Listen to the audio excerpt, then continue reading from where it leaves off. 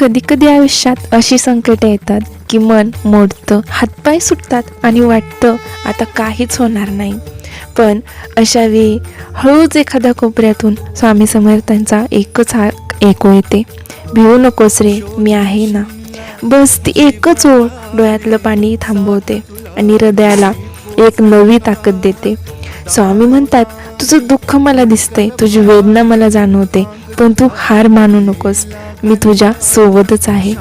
कितीही अंधार दाटला तरी आणि जग साथ सोडतंय असं वाटलं तरी स्वामी समर्थ शांतपणे सांगतात, चिंता करू नकोस बाळा, समर्थ आहे मी. आणि त्या क्षणी मनाला कळून जातं, संकटे मोठी नाहीत, मोठा आहे स्वामींचा आधार. श्री स्वामी समर्थ.